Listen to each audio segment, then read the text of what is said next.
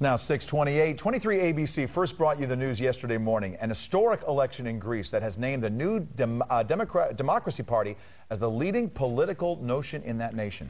This led to global buzz that Greece might ditch the euro as their currency. But really, why does that matter? Here's 23 ABC's personal finance expert, Andy Barkett, to explain how this could impact you. Andy, good morning. Good morning, you two. All right, the euro. The euro. The euro. Greece said, Maybe, maybe not. Well, they're still in the euro right now. The election happened. This story just keeps on giving, doesn't it, from an economic point of view? The elections went the way that a lot of folks wanted to see them go. Okay. You know, the folks that wanted these bailouts to continue, that wanted these austerity programs to happen, they're still in power.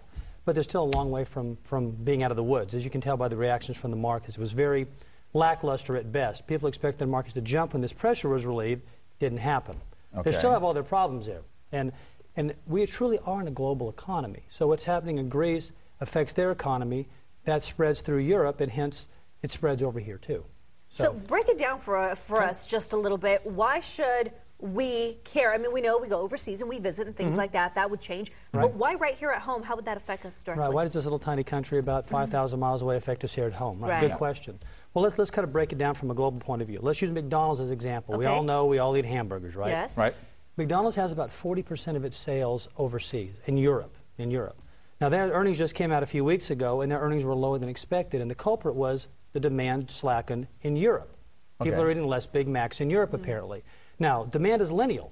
So what's happening there, if McDonald's is selling less hamburgers in Europe, that means their suppliers are going to be supplying less, so it just goes right down that demand chain, and then things tighten up. If suppliers are selling less product, they're going to tighten up, and that affects us overseas. So it goes right down that supply chain, so people's jobs may not happen as quickly. And if you think about it, demand, and from a consumer point of view, it's very psychological. If we think good times are ahead, we tend to act that way and spend more. If we think negative times or things are slowing down, we tend to pull in a little tighter to the vest. Right. And again, that just means we're spending a little bit less money, and that just goes right down that chain. And things actually do slow down, actually, before we really expect them to do that. You know, we just have a little bit of time left, but you just mentioned at the beginning of this thing how all eyes are still there. They're not completely out of the woods yet. And what do we need to look for as far as the next, is it 6 months? Is it 8 months? Oh, I think it's wide open, Mike. Depending on who you listen to, they'll get different opinions. But they still have a very big problem. They can't pay their bills. They've been borrowing their way out of debt, or borrowing their way into a balanced budget for years, like a lot of other people. And the problem is, if they come out of the euro, they'll have to go back to their old currency, the drachma, which will probably be devalued. Who's going to want to lend them money? Yeah. Wow. Okay. All right, we'll keep watching. It just keeps on giving. It's going to be more fun. All right.